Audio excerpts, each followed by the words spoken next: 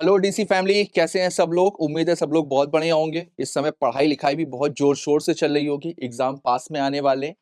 तो चलिए, partnership act last turn पे हम लोगों ने यहाँ तक अपना कंप्लीट किया था। केस लॉ तक जितने भी एसेंशियल फीचर्स थे उसको हम लोगों ने डिटेल में कवर अप किया था लास्ट वाली क्लास में। तो चलिए, आज का सेशन फटाफट से इसके आगे का स्टार्ट करते हैं।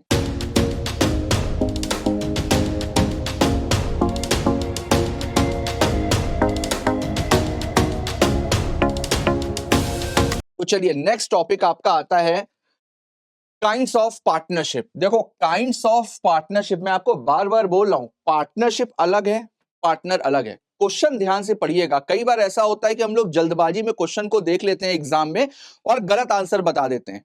ठीक है, एग्जामिनर जो पूछ रहा है जब तक आप उसका जवाब नहीं दोगे तब तक आपको कभी भी मार्क्स नहीं मिलेंगे। Kinds of partner and kinds of partnership both are different things. ठीक है, तो आपको यह ध्यान रखना होगा कि क्वेश्चन में पूछा क्या जा रहा है। तो सबसे पहले है काइंड्स ऑफ पार्टनरशिप। पार्टनरशिप कितने तरह की होती है? तो पार्टनरशिप बेसिकली यहां पर उसको दो पार्ट में डिवाइड किया गया है, with regard to duration, with regard to extent of the business. यानी कि एक बिजनेस के अकॉर्डिंग और दूसरा ड्यूरेशन के अकॉर्डिंग। तो ड्यूरेशन के अकॉर्डिंग पार्टनरशिप को दो पार्ट में डिवाइड किया गया है, partnership at will and partnership for a fixed period. With regard to business एक पर्टिकुलर पार्टनरशिप और एक जनरल पार्टनरशिप। तो एक बार फटाफट से देखते हैं इसको। सबसे पहले, हाँ, तो सबसे पहले आता है, देखिए, पार्टनरशिप एट विल। सबसे पहले क्या है? Partnership at will according to section 7 of the act. यानी पार्टनरशिप एट विल किसमें दी गई है? सेक्शन 7 में बेटा दी गई है। पार्टनरशिप एट विल क्या बोलती है? विल का मतलब यहां पर क्या है? विल का मतलब है मर्जी से। यानी हर एक पार्टनर अपनी मर्जी का मालिक है। किस तरीके से मर्जी का मालिक है? जब मन में आया तब पार्टनरशिप को वाइंड अप कर दिया जाएगा। तो पार्टनरशिप एट विल का मतलब क्या हुआ? ऐसी कोई भी पार्टनरशिप जिसकी ड्यूरेशन कोई भी फिक्स नहीं है, वहां पर कोई भी पार्टनर बाकी सारे पार्टनर को नोटिस दे करके उस पार्टनरशिप को डिसॉल्व कर सकता है। उसी को बोला जाता है पार्टनरशिप एट विल। तो देखते हैं, no fix period has been agreed upon for the duration of the partnership. Same वही चीज है जो अभी मैंने आपको बताई। तो पार्टनरशिप एट विल में कोई भी फिक्स पीरियड नहीं होता है, and there is no provision made as to the determination of the partnership. और ऐसा कोई भी प्रोविजन भी नहीं होता है कि ये पार्टनरशिप कब तक चलेगी। क्यों? क्योंकि ये पार्टनरशिप सारे पार्टनर्स की मर्जी के ऊपर डिपेंड करती है। These two conditions must be satisfied before a partnership can be regarded as a partnership at will. तो ये दोनों conditions fulfill होनी चाहिए, but where there is an agreement between the partners either for the duration of the partnership or for the determination of the partnership is not a particular partnership at will. तो बेटा partnership at will को partnership at will तभी कहा जाएगा जब वो partners की मर्जी के ऊपर डिपेंड करती है। पार्टनर्स जब चाहें तब उसको डिसॉल्व कर सकते हैं। और अगर पार्टनरशिप एग्रीमेंट में कोई भी ड्यूरेशन दिया हुआ है या कोई भी डिटर्मिनेशन दिया हुआ है, यानी कि किसी एक पर्टिकुलर प्रोजेक्ट के लिए बनाई गई, ये लिख दिया गया कि जैसे ही ये प्रोजेक्ट कंप्लीट होगा हम लोग की पार्टनरशिप डिसॉल्व हो जाएगी, तो इसको भी पार्टनरशिप एट विल नहीं बोला जाएगा। तो इन दोनों में से अगर कोई भी एक कंडीशन पार्टनरशिप डीड में या पार्टनरशिप एग्रीमेंट में दी गई है तो उसको कभी भी पार्टनरशिप एट विल नहीं माना जाएगा। तो देखते हैं आगे।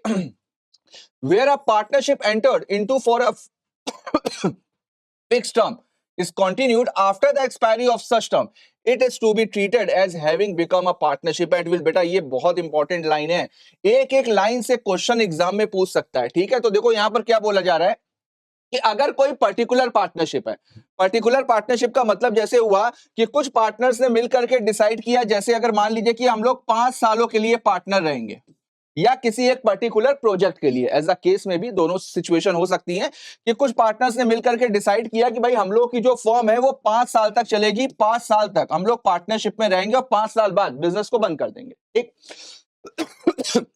लेकिन हुआ क्या? बिजनेस अच्छा चल गया या काम कंप्लीट नहीं हुआ या कोई भी वजह हुई, अब 5 साल कंप्लीट हो गए और 5 साल से आगे एक्सटेंड हो गई। अब 5 साल से आगे एक्सटेंड तो हो गई है लेकिन अभी कोई टाइम फिक्स नहीं हुआ है। यानी 5 साल के बाद एक्सटेंड तो हो गई है पार्टनरशिप लेकिन कोई टाइम फिक्स नहीं हुआ है। तो फिर वहां पर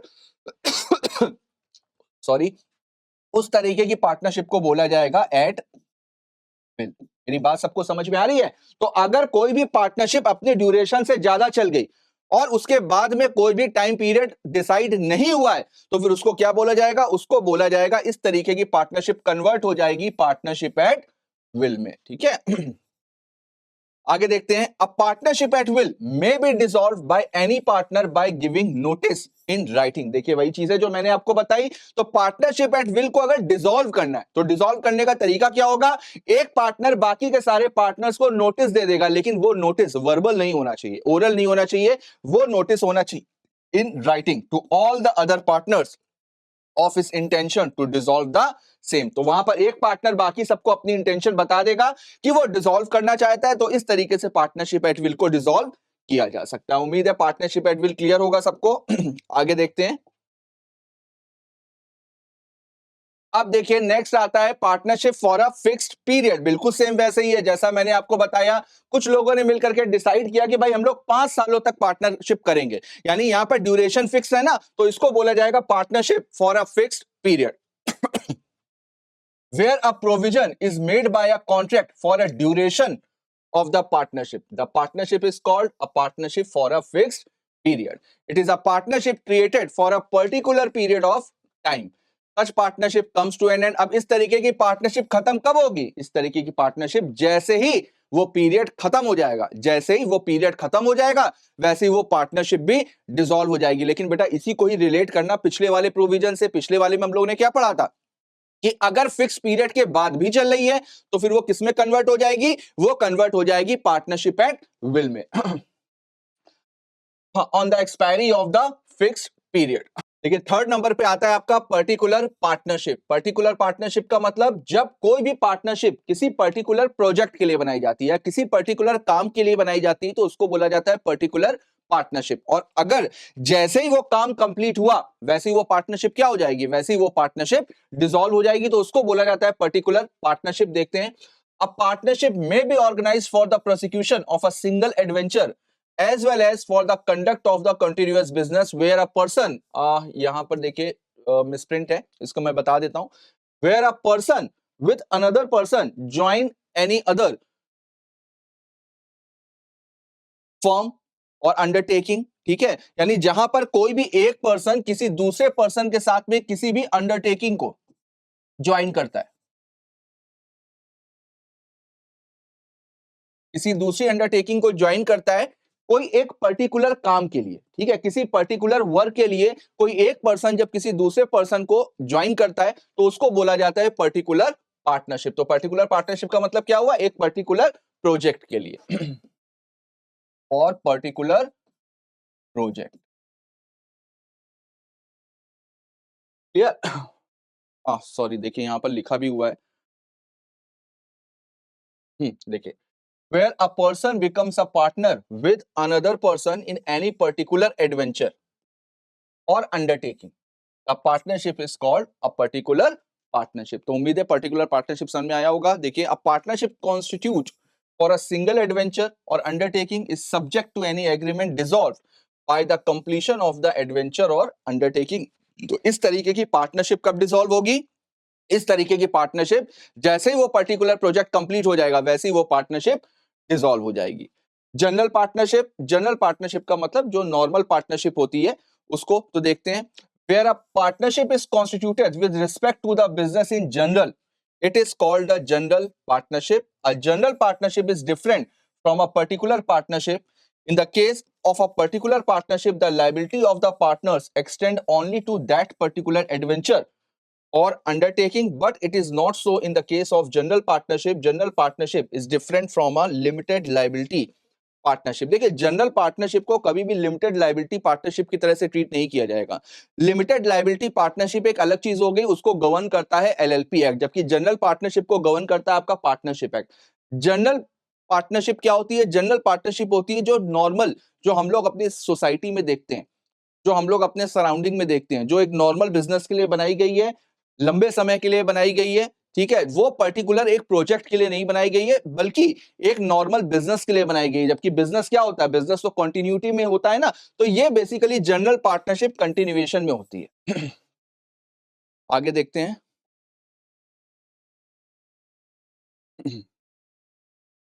पार्टनरशिप डीड।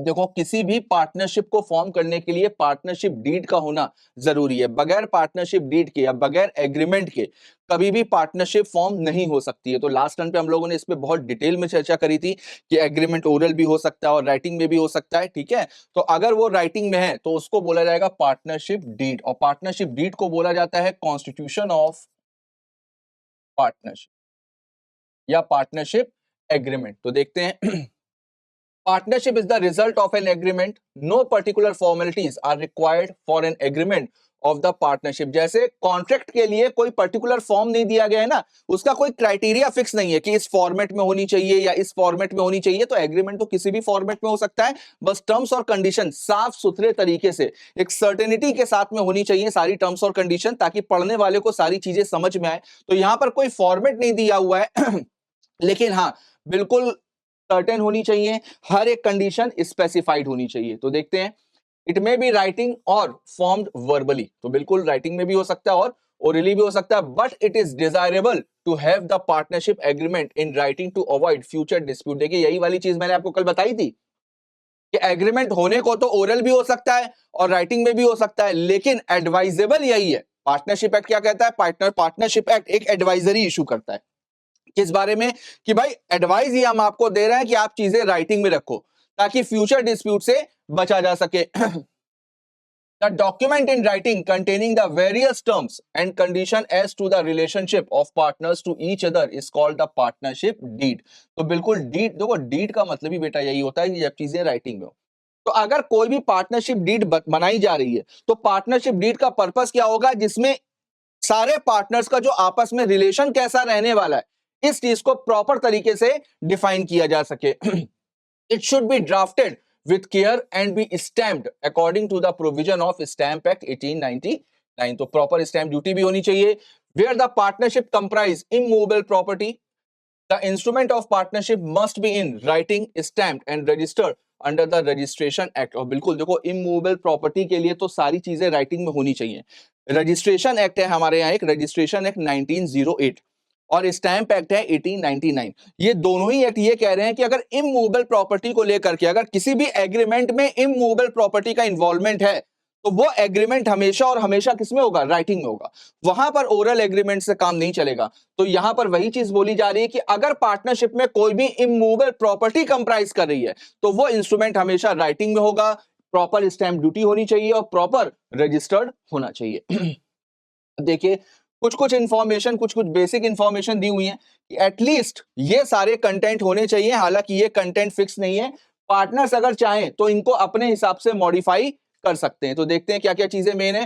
सबसे पहले तो फर्म का नाम होना चाहिए, जितने भी पार्टनर्स हैं उनका नाम होना चाहिए, nature and place of business होना चाहिए, date of commencement of partnership, कब से स्टार्ट हो रही है, duration of partnership if any, अगर कोई भी ड्यूरेशन फिक्स है तो वो होना चाहिए, कैपिटल कंट्रीब्यूशन के बारे में होना चाहिए, प्रॉफिट शेयरिंग रेशियो उसमें मेंशन होना चाहिए, एडमिशन और रिटायरमेंट से रिलेटेड जो प्रोविजन है वो स्पेसिफाइड होने चाहिए, rates of interest on capital drawing and loans के बारे में होना चाहिए, provision for settlement of accounts in the case of dissolution of the firm, ये भी मेंशन होना चाहिए।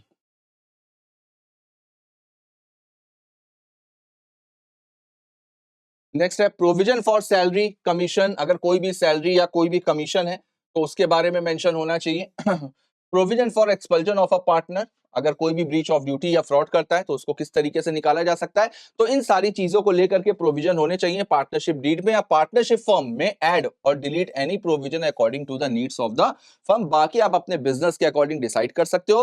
अगर इसको ये एडवाइजेबल है कि जो स्टैंडर्ड पार्टनरशिप डीड होगी उसमें कम से कम ये सारे पॉइंट्स तो होने ही चाहिए, लेकिन आपकी नीड के ऊपर डिपेंड करता है। आप अगर चाहो तो इसको मॉडिफाई कर सकते हो। तो देखिए, ये हम लोगों ने पढ़ा टाइप ऑफ पार्टनरशिप, यानी पार्टनर्स के बीच में जो रिलेशन है वो कितने तरह के हो सकते हैं। अगला टॉपिक क्या है? अगला टॉपिक है टाइप्स ऑफ पार्टनर्स, यानी पार्टनर कितने तरह के होते हैं। तो दोनों चीजें अलग अलग है, तो पार्टनर का देखते हैं। एक्टिव और ostensible, nominal, sub partner, outgoing partner, sleeping और dormant, partner in profit only, incoming और पार्टनर बाय होल्डिंग आउट। तो चलिए देखते हैं टाइप ऑफ पार्टनर में। सबसे पहले आता है एक्टिव और एक्चुअल और ऑस्टेंसिबल। इसको किसी भी नाम से आप बुला सकते हो, एक्टिव भी बोल सकते हो, एक्चुअल भी बोल सकते हो, ऑस्टेंसिबल भी बोल सकते हो, नॉर्मल पार्टनर भी बोल सकते हो। नॉर्मल पार्टनर का मतलब क्या हुआ भाई, अगर किसी को हम लोग ये समझते हैं कि भाई ये इस फर्म में पार्टनर है, तो नॉर्मली हम लोग क्या एज्यूम करके चलते हैं कि यार बड़ी मेहनत करता होगा, पैसा भी लगाया होगा, प्रॉफिट भी शेयर करता होगा। तो जो एक नॉर्मल पार्टनर सारे के सारे काम करता है, पैसा भी लगाता है, मेहनत भी करता है, बिजनेस में पार्टिसिपेट भी करता है, उसको बोला जाता है एक्टिव, एक्चुअल, ऑस्टेंसिबल, नॉर्मल या रियल पार्टनर, या रियल पार्टनर। तो देखते हैं, it is a person who has become a partner by agreement, who actively participate in the conduct of business. तो इसी वजह से इसको एक्टिव बोला जाता है, क्योंकि ये बिजनेस में प्रॉपर पार्टिसिपेशन करता है, प्रॉपर एक्टिवेट रहता है। देखिए, he acts as an agent of other partners for all acts done in the ordinary course of business. Ordinary course of business का बेटा मतलब क्या हुआ, ऑर्डिनरी कोर्स ऑफ बिजनेस का मतलब ये हुआ कि एक ऐसा पार्टनर जिसको जिस काम को करने के लिए ऑथराइज किया गया है, वो अपने पार्टनर्स के बिहाफ पर वो काम कर रहा है, तो उसको बोला जाएगा एक्टिव पार्टनर। क्यों? क्योंकि इसका मतलब ये हुआ कि वो बिजनेस में डायरेक्टली पार्टिसिपेट कर रहा है, बिजनेस में वो मेहनत कर रहा है। In the event of his retirement he must give a public notice. अब देखो यहां पर ये चीज स्टूडेंट्स के लिए जाननी जरूरी होती है, कितने तरीके के पार्टनर्स होते हैं। जो दो कीवर्ड्स होते हैं ना, जो की लाइंस होती है, वो आपको कहां कहां पर मेंशन करनी है। जब भी टाइप ऑफ पार्टनर का क्वेश्चन आए तो वहां पर यह चीज जरूर लिखिएगा कि कौन कौन सी सिचुएशंस में पब्लिक नोटिस देना पड़ता है, कौन कौन से पार्टनर को रिटायरमेंट के समय में पब्लिक नोटिस देना पड़ेगा, कौन कौन से पार्टनर्स को रिटायरमेंट में पब्लिक नोटिस नहीं देना पड़ेगा। अब अगर कोई भी एक्टिव पार्टनर है या ऑस्टेंसिबल पार्टनर है या रियल पार्टनर है, अगर वो रिटायर हो रहा होगा तो उसको पब्लिक नोटिस देना पड़ेगा। और इसके पीछे लॉजिक क्या है? इसके पीछे लॉजिक ये है बेटा कि आप समझो कि एक आदमी जो डायरेक्टली बिजनेस में इन्वॉल्व है, तो दुनिया उसको जानती है ना कि ये आदमी इस फर्म में पार्टनर है। तो अब अगर वो फर्म छोड़ रहा है तो उसको पब्लिकली बताना पड़ेगा ना कि भाई मैं फर्म छोड़ रहा हूं, क्योंकि पब्लिक तो उसका नाम जानती है। कल को पब्लिक अगर कोई भी ट्रांजैक्शन करेगी फर्म के साथ में, तो पब्लिक को तो ये पता रहेगा कि यार ये बंदा पार्टनर है। पब्लिक को सपने में थोड़ी ना आ रहा है कि वो फर्म को छोड़ चुका है। तो बताना जरूरी है कि भाई अब मैं फर्म से रिटायर हो रहा हूं, अब मैं फर्म को छोड़ रहा हूं। तो इसी वजह से एक्टिव पार्टनर को पब्लिक नोटिस देना पड़ता है जब वो फर्म को छोड़ रहा है या फर्म को डिसॉल्व कर रहा है, in order to absolve himself of liabilities for the act of other partner done after his retirement। और जब वो पब्लिक नोटिस दे देगा, उसके बाद के किए गए कामों के लिए उसकी रिस्पॉन्सिबिलिटी नहीं होगी, फिर बाकी के पार्टनर्स रिटायर होंगे। लेकिन हाँ, अगर वो रिटायर हो गया और पब्लिक नोटिस भी नहीं दिया, तो उस केस में भले ही वो रिटायर हो चुका है, लेकिन वहां पर फर्म के जितने भी एक्ट्स हैं आफ्टर हिज रिटायरमेंट, उसके लिए वो भी लायबल होगा अगर पब्लिक नोटिस नहीं दिया है। इसी वजह से पब्लिक नोटिस दिया जाता है, पब्लिक को बता दिया जाता है कि भाई आज से मैं ये फर्म छोड़ रहा हूं, अब कल से अगर फर्म में कुछ भी ट्रांजैक्शंस होते हैं उसके लिए मेरी रिस्पॉन्सिबिलिटी नहीं रहेगी। आगे देखते हैं, स्लीपिंग और डोरमेंट पार्टनर। स्लीपिंग और डोरमेंट पार्टनर को, तो डोरमेंट का मतलब बेटा क्या होता है, इनएक्टिव। अभी हम लोग क्या पढ़ करके आए हैं, एक्टिव। गवर्नमेंट का मतलब यहां पर क्या है, इनएक्टिव। जो इनएक्टिव हो, स्लीपिंग पार्टनर, जो बहुत पैसे वाले लोग होते हैं। पैसे वाले का मतलब मेरे पास में बहुत पैसा है, आप आए मेरे पास में, आपने आकर के बोला कि सर बिजनेस में पैसों की रिक्वायरमेंट है, आप हमारे पार्टनर बन जाइए। मैंने कहा भाई देख, मेहनत वाला काम मेरे से नहीं होता है, मेरे से पैसा ले जा, हर महीने मेरे को प्रॉफिट देता रहना, लेकिन मेरे से मेहनत की उम्मीद आप मत करना। मैं मेहनत नहीं कर पाऊंगा, मैं केवल पैसा इन्वेस्ट कर पाऊंगा, और हर महीने मेरे को प्रॉफिट शेयरिंग चाहिए होगी। तो इस तरीके के पार्टनर्स को बोला जाता है स्लीपिंग और डोरमेंट पार्टनर। ये पार्टनर सोते रहते हैं, पैसा एक बार लगा दिया और पैसा लगाने के बाद में सो गए। अब हर महीने 1 तारीख को केवल और केवल प्रॉफिट गिन रहे हैं, बस, इसके अलावा और कोई काम नहीं, कोई भी मेहनत वाला काम ये लोग नहीं करते हैं। तो देखिए, it is a person who is a partner by agreement. भाई एग्रीमेंट तो हो गई, अगर कोई पैसा दे रहा है तो एग्रीमेंट तो करेगा ही, but who does not actively take part in the conduct of the partnership business. तो वो पार्टनरशिप बिजनेस में एक्टिवली पार्टिसिपेट नहीं करते। आप बताओ कि अगर कोई भी स्लीपिंग पार्टनर है, वो एक्टिवली पार्टिसिपेट नहीं कर रहा है, तो इसका मतलब क्या हुआ, पब्लिक को नहीं पता है। पब्लिक को नहीं पता है कि ये इस फर्म में पार्टनर है, उसने बस केवल पैसे ही तो लगाया है, केवल बाकी के पार्टनर्स के साथ में एग्रीमेंट ही तो हुआ है। पब्लिक को तो नहीं पता उसके बारे में, क्योंकि पब्लिक ने तो कभी उसकी शक्ल ही नहीं देखी। तो क्या अब स्लीपिंग पार्टनर अगर रिटायर हो रहा है या वो फर्म छोड़ करके जा रहा है, तो क्या उसको पब्लिक नोटिस की जरूरत है? नहीं जरूरत है, क्योंकि पब्लिक को पहले भी नहीं पता था और अभी भी नहीं पता चलेगा। तो इस तरीके के पार्टनर को पब्लिक नोटिस देने की जरूरत नहीं होती है। देखिए they are called as sleeping or dormant partner. They share profits and losses and are liable to the third parties for all acts of the firm. देखिए थर्ड पार्टी की जो लाइबिलिटी बनेगी। They are however not required to give public notice of their retirement from the firm. तो third party के लिए liability खड़ी होगी, लेकिन पब्लिक नोटिस देने की जरूरत नहीं है। नॉमिनल पार्टनर का मतलब क्या हुआ? नाम मात्र का पार्टनर, केवल नाम का पार्टनर। केवल नाम का मतलब, जैसे कुछ लोग होते हैं, उनका नाम काफी फेमस होता है, उनकी गुडविल बहुत अच्छी होती है, तो उन्होंने क्या किया कि उन्होंने बस केवल अपना नाम दे दिया। वो लोग आपके यहाँ आएंगे नहीं, आपके यहाँ जाएंगे नहीं, आपके यहाँ मेहनत नहीं करेंगे, कुछ नहीं करेंगे, आपको परमिशन दे दी कि भाई चलो ठीक है, तुम मेरा नाम यूज कर लो, मेरा नाम एक ब्रांड है, और आपको परमिशन दे दी गई कि भाई ठीक है, आप मेरा नाम यूज कर सकते हो, ठीक है। उसके बदले में मैं आपसे पैसे ले भी सकता हूं और नहीं भी ले सकता, डिपेंड करता है हमारे आपके रिलेशंस कैसे, ठीक है। तो इस तरीके के पार्टनर को क्या बोला जाता है? Nominal partner. अब खुद से सोच करके बताओ कि क्या नॉमिनल पार्टनर अगर छोड़ करके जा रहा है या अपना नाम वापस ले रहा है, तो क्या उसको पब्लिक नोटिस देना पड़ेगा? बिल्कुल देना पड़ेगा। क्यों देना पड़ेगा? क्योंकि भाई उसने अपना नाम दिया है, पब्लिक को तो ये पता है ना कि ये बंदा इस फर्म में पार्टनर है, एक्चुअली में वो है नहीं, कोई भी मेहनत नहीं करता, उसने बस केवल अपना ब्रांड दिया हुआ, अपना नाम दिया हुआ है, लेकिन तो भी पब्लिक को तो यही पता है ना कि ये बंदा इस फर्म में पार्टनर है। तो अगर वो अपना नाम विड्रॉ कर रहा है, तो फिर वहां पर पब्लिक नोटिस देना जरूरी है। देखिए एक बार a person who lends his name to the firm without having any real interest in it is called a nominal partner. He is not entitled to share the profit of the firm, neither he invests in the firm nor takes part in the conduct of a business. देखिए same वही चीज है कि ना तो वो business में participate करता है, कुछ नहीं करता है, बस केवल और केवल अपना नाम दे देता है। He is however liable to third parties. अब बिल्कुल जब सबको पता है कि आप इस फर्म में पार्टनर हो, क्यों? क्योंकि आपने अपना नाम दिया हुआ है, तो थर्ड पार्टी के लिए तो लाइबिलिटी यहां पर खड़ी होगी।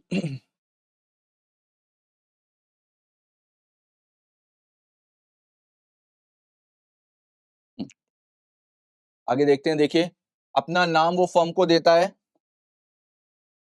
Without having any real interest, उसका कोई भी रियल इंटरेस्ट नहीं होता है, प्रॉफिट में शेयरिंग नहीं लेता है। लेकिन मैंने आपको बताया कि भाई मैं अगर आपको अपना नाम दे रहा हूं, तो डिपेंड करता है हमारे और आपके रिलेशन के ऊपर, मैं आपसे एक फिक्स्ड अमाउंट चार्ज कर सकता हूं, ठीक है, लेकिन प्रॉफिट शेयरिंग नहीं होगी। मैं आपसे एक फिक्स्ड अमाउंट चार्ज कर सकता हूं, यह भी हो सकता है मैं आपसे कुछ भी अमाउंट चार्ज ना करूं। क्यों? क्योंकि वो डिपेंड करता है रिलेशंस के ऊपर। Does not take part in conduct of the business and liable to third parties. Clear सबको? अब देखिए पार्टनर इन प्रॉफिट ओनली, ये चीज तो हम लोगों ने पढ़ी थी। Sharing of profit, sharing of profit को एसेंशियल एलिमेंट माना गया है, ठीक है, लेकिन शेयरिंग ऑफ लॉस को नहीं, क्योंकि मैंने आपको बताया था ना कि बिजनेस के रिक्वायरमेंट की अलग अलग कंडीशंस हो सकती हैं, अलग अलग सर्कमस्टेंसेस हो सकते हैं बिजनेस में। कई बार ऐसा होता है कि भाई हमें पैसों की जरूरत है, हमारी मजबूरी है किसी को पार्टनर बनाना। अब जब हम मजबूरी में किसी को पार्टनर बना रहे हैं, तो वो हमारे ऊपर टर्म्स और कंडीशन इंपोज कर सकता है ना। अब उसने टर्म्स और कंडीशन इंपोज कर दी कि भाई देख, अगर प्रॉफिट हुआ तो हम लोग शेयर करेंगे, लेकिन अगर लॉस हुआ तो लॉस से मुझे कोई लेना देना नहीं, लॉस तुम्हारा होगा। तो अगर तुम अपने बिजनेस को लेकर के कॉन्फिडेंट हो तो मुझको पार्टनर बनाओ, वरना पार्टनर बनाने की कोई जरूरत नहीं है। क्यों? क्योंकि मैं लॉस को शेयर नहीं करूंगा, मैं केवल और केवल प्रॉफिट को शेयर करूंगा। तो ऐसे पार्टनर को क्या बोलते हैं? Partners in profit only. A partner who is entitled to share the profits only without being liable or the losses is known as partner for profit only and also liable to the third parties for all acts of the profit।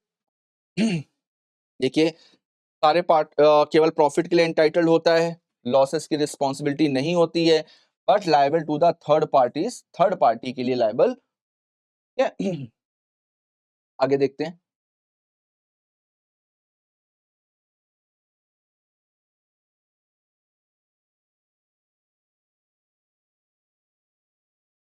Incoming partner, incoming partner का बेटा मतलब क्या हुआ? जो partner आ रहा है। अब देखो खुद से लॉजिक लगाओ कि इनकमिंग पार्टनर में क्या होगा। जो पार्टनर ज्वाइन कर रहा है, तो जो पार्टनर, अगर मान लीजिए कि फर्म का बिजनेस चल रहा है, कंटिन्यूटी में है, और वो बीच में आकर के फर्म के बिजनेस को ज्वाइन कर रहा है, ठीक है। तो जो इनकमिंग पार्टनर है उसकी लायबिलिटी क्या होनी चाहिए?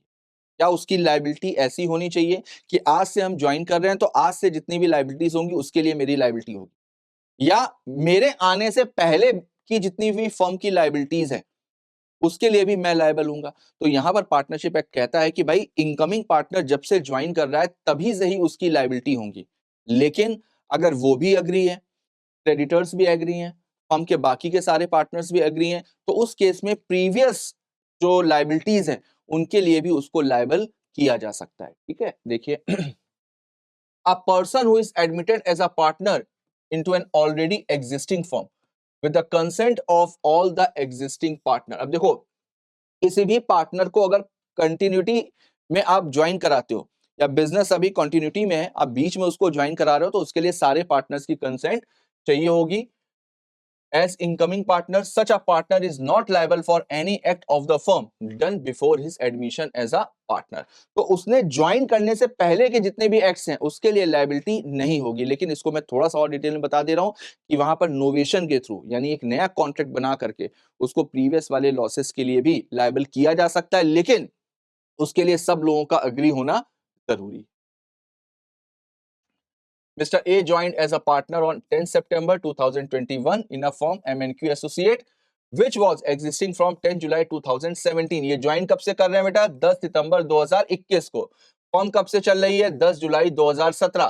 तो यहां पर mister A will not be liable for any act of the firm done before his date of joining, that is 10th September 2021। यानी 10 सितंबर 2021 से पहले के किए गए कामों के लिए मिस्टर ए रिस्पॉन्सिबल नहीं होंगे।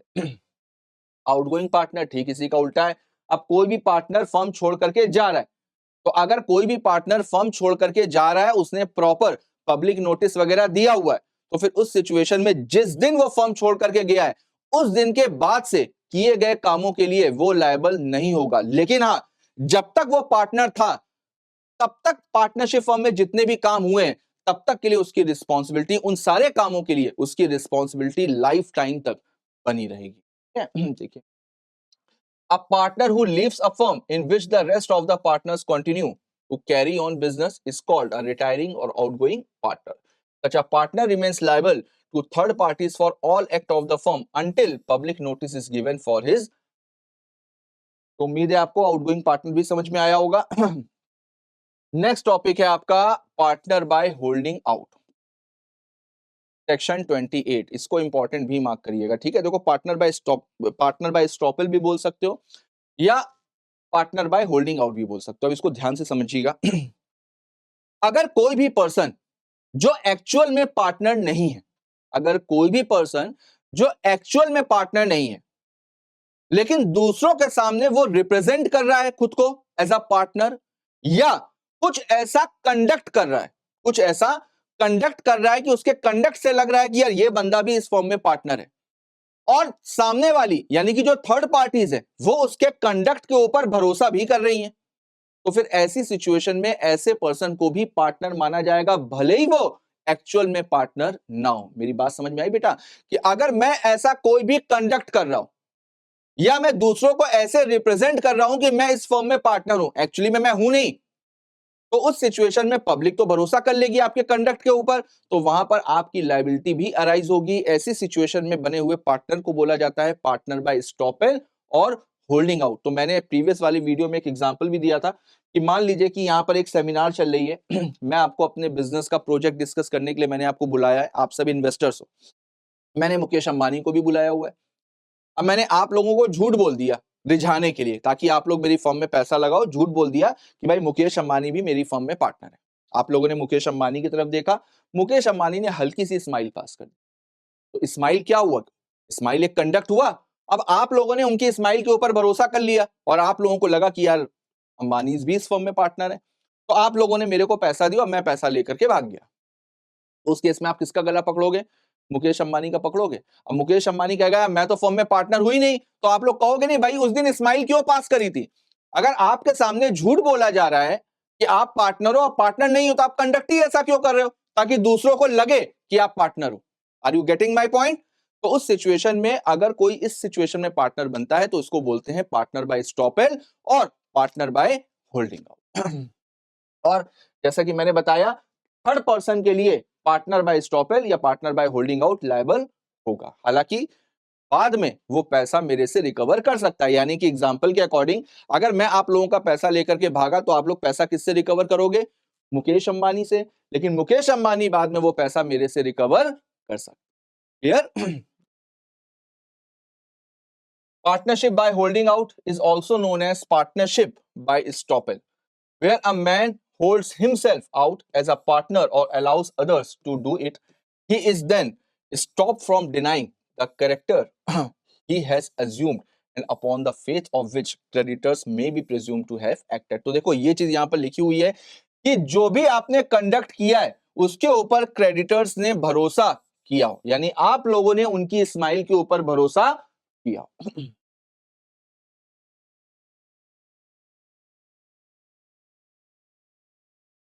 देखिए when a person represent himself or knowingly permit himself, ठीक है, या तो वो रिप्रेजेंट कर रहा है या दूसरे को परमिट कर रहा है कि वो रिप्रेजेंट कर सकता है, to be represented as a partner in form when he in fact he is not, actually में वो है नहीं, he is liable like a partner in the firm, तो उसको भी बिल्कुल वैसे ही लायबल माना जाएगा जैसे कि एक नॉर्मल पार्टनर होता है। To anyone who on the faith of such representation has given credit to the firm, तो जितने लोगों ने उस रिप्रेजेंटेशन के ऊपर भरोसा किया है उतने लोगों के लिए उसकी लायबिलिटी हमेशा बनी रहे। देखिए a person may himself by his words or conduct have induced others to believe that he is partner or he may have allowed others to represent him as a partner. The result in both the cases is identical. तो या तो वो खुद ऐसा काम कर रहा है, खुद ऐसा कंडक्ट कर रहा है, या दूसरे पर्सन को अलाउ कर रहा है कि वो उसको एज अ पार्टनर इंट्रोड्यूस कर सकते हैं, भले ही वो एक्चुअल में पार्टनर ना हो। एग्जांपल देखते हैं एक बार। X and Y are partners in a partnership firm. X introduced a manager as his partner to Z. तो X ने इंट्रोड्यूस किया A को कि वो पार्टनर है, A remained silent. अब A वहां पर चुप रहा। Z, a trader believing A as a partner supplied 100 TV set. अब Z ने क्या माना?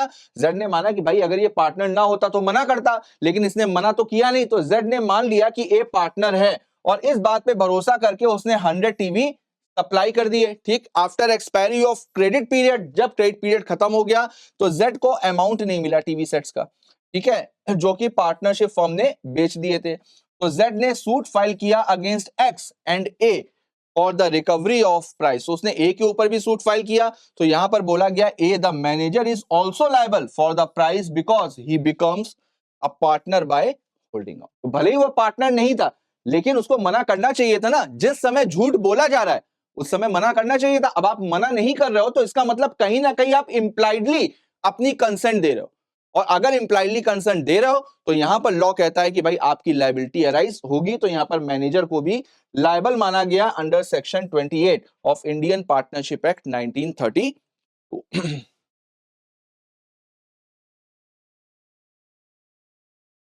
okay, it is only the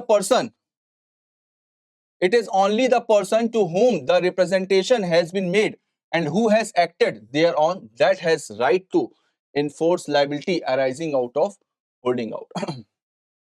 तो जिन लोगों ने रिप्रेजेंटेशन के ऊपर भरोसा किया है उनके पास में पूरा राइट होता है बेटा कि वो लोग उसको लायबल मान सकते हैं और उसके अगेंस्ट में अपने राइट्स को इन्फोर्स करा सकते हैं। You must also note that for the purpose of fixing liability on a person who has by representation let another to act, it is not necessary to show that he was actuated by the fraudulent intention. देखिए यहाँ पर क्या बोल रहा है, ये जरूरी नहीं है बेटा कि उसकी इंटेंशन कोई फ्रॉड करने की हो, ठीक है, जरूरी नहीं है, यहाँ पर इंटेंशन का रोल नहीं है।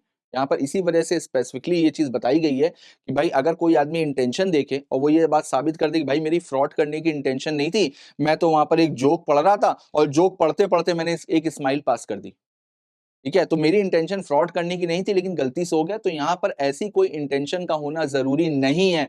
आपके कंडक्ट के ऊपर, आपके एक्ट के ऊपर सामने वाले ने भरोसा करके पैसा लगाया है तो वहां पर लायबिलिटी तो अराइज होती है। इसी वजह से यहां पर स्पेसिफिकली ये चीज मेंशन करी गई है कि it is not necessary to show that he was actuated by a fraudulent intention, कि उसने फ्रॉड करने की इंटेंशन से ऐसा किया है।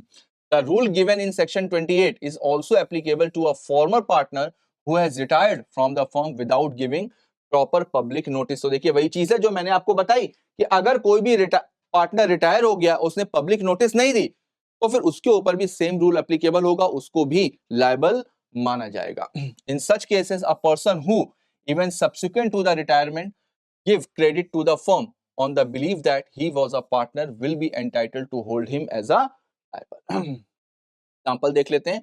A partnership firm consisting of P, Q, R and S retires from the firm without giving public notice and his name continues to be used on the letterheads.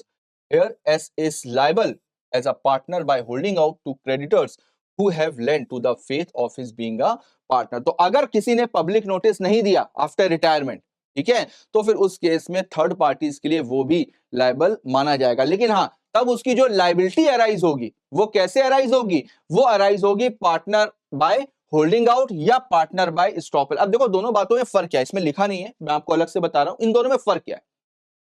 अगर normal partner की तरह से liability arise होती तो उसके पास में recovery का मौका नहीं होता, यानी वो अब लायबल तो है थर्ड पार्टीज के लिए, लेकिन वो पैसा किसी दूसरे पार्टनर से रिकवर नहीं कर सकता था।